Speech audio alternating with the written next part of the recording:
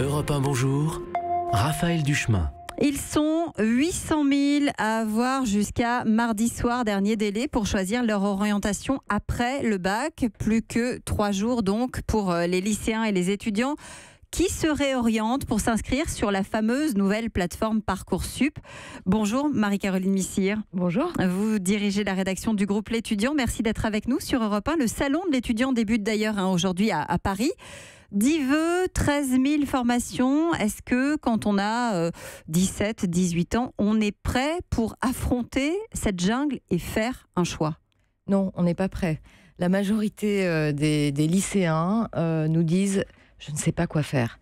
Donc effectivement, les embarquer dans un système où on va les conduire à faire un choix, c'est un chemin qui s'accompagne. Et c'est précisément l'ambition de la réforme du plan étudiant portée par Frédérique Vidal, la ministre de l'Enseignement supérieur, c'est de mettre des professionnels autour de ces jeunes, d'impliquer un peu plus les enseignants pour les aider à faire ces choix. Mais c'est le début.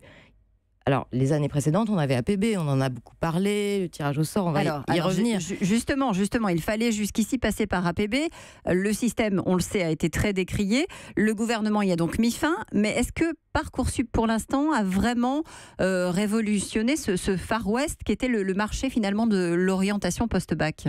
Alors, le système reste aussi complexe. L'enseignement supérieur français aujourd'hui est difficile à lire. Il y a énormément de formations. Pourquoi ? Parce que l'enseignement supérieur s'est beaucoup diversifié ces dernières années. Quand on a fait nos études, nous on allait s'inscrire en septembre, on faisait la queue, voilà, à la fac, on faisait une classe prépa, on faisait une école, on faisait droit. Voilà, c'était assez simple. Depuis, l'enseignement supérieur s'est diversifié, c'est-à-dire qu'il y a beaucoup d'écoles, beaucoup de formations, beaucoup de diplômes. Il faut s'y retrouver.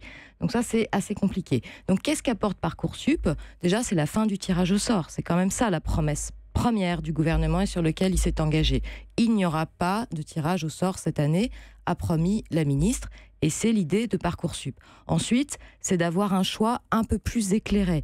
C'est-à-dire que c'est toujours aussi difficile de faire des choix à 17 ans, on est bien d'accord, mais les universités ont mis en place ce qu'elles appellent des attendus, pour expliquer ce qu'elles attendent de chaque jeune pour réussir dans le parcours de formation qu'il aura choisi.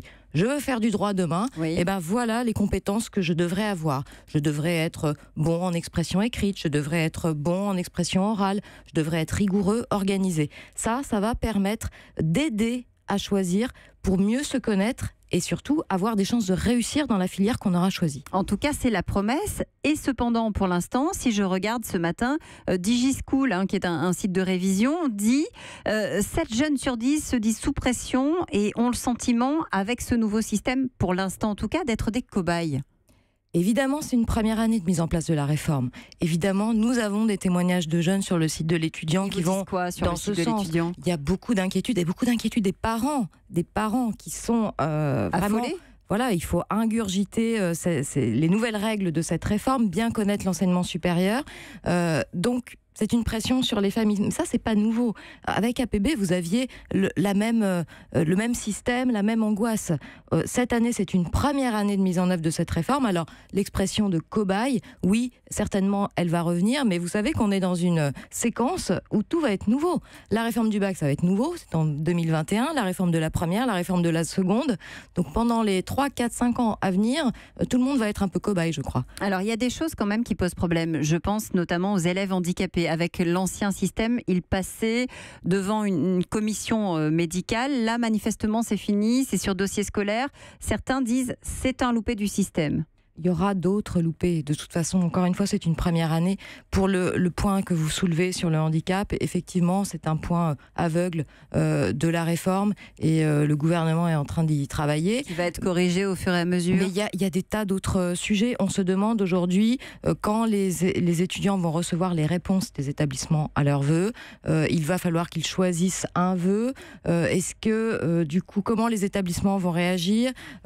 Voilà comment les places vont se libérer. Il y a beaucoup d'inconnus et c'est ce qu'on pourra voir dans les prochains mois, surtout à partir de la phase d'acceptation des vœux par les établissements. Alors, puisque vous parlez des places, justement, 19 000 places supplémentaires ont été financées sur les 22 000 promises pour 28 000 bacheliers supplémentaires attendus. J'ai beau refaire le calcul, le compte n'y est toujours pas. La réalité ne change pas, c'est-à-dire qu'on a toujours une explosion démographique à l'université, donc un nombre d'étudiants. Donc il y aura des jeunes sur le carreau. Donc il y aura des jeunes qui n'auront pas forcément une réponse. C'est ce que explique le ministère. Au début de l'été.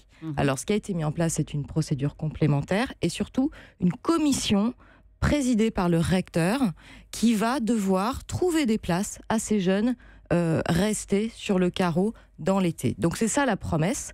Et évidemment, on sera très attentif pour voir si tous ces jeunes qui vont rentrer dans l'enseignement supérieur auront bien une place, comme le promet le gouvernement. Marie-Caroline Missire, est-ce qu'on n'a pas mis aussi la barre un peu haut en demandant par exemple aux jeunes, en plus de leur CV, de faire une lettre de motivation à chaque formation demandée? Ils peuvent en demander jusqu'à 10. Alors, effectivement, je me mets à leur place. Faire une lettre de motivation à 17 ans, c'est extrêmement difficile comme exercice. Alors après, il faut se dire que cette lettre de motivation, on est dans le cadre de la règle. Est-ce que toutes ces lettres de motivation seront vraiment examinées? Elles sont examinées en cas d'interrogation sur la candidature. Il y a la fiche à venir qui complète cette lettre de motivation. La fiche à venir, qu'est-ce que c'est? C'est une fiche qui rassemble les notes de l'étudiant dans les disciplines qui sont obligatoires pour intégrer telle ou telle filière.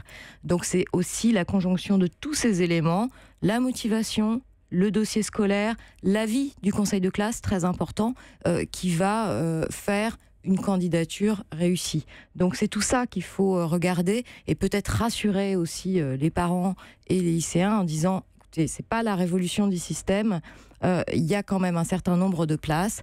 On a beaucoup écrit, on a beaucoup commenté ces jeunes qui ne trouvaient pas de place, mais l'année dernière, ce n'est pas la première année que c'était le cas. Ça fait déjà plusieurs années. La différence, c'est que l'année dernière, c'était en Île-de-France. C'était dans des formations très prestigieuses comme médecine. Et c'est pour ça que ça a fait un très gros écho médiatique. Mais ça faisait plusieurs années qu'on avait du tirage au sort partout en France. En tout cas, on verra ce qu'il en est. On aura un premier aperçu mardi soir. Et puis évidemment, si entre-temps, les jeunes ont besoin qu'on éclaire leur lanterne, évidemment, ils ont toujours le salon de l'étudiant qui ouvre tout à l'heure. Et vous aurez tous les conseils pour cette dernière ligne droite de Parcoursup. Merci beaucoup d'avoir été avec nous en direct ce matin sur Europe 1. Europe 1.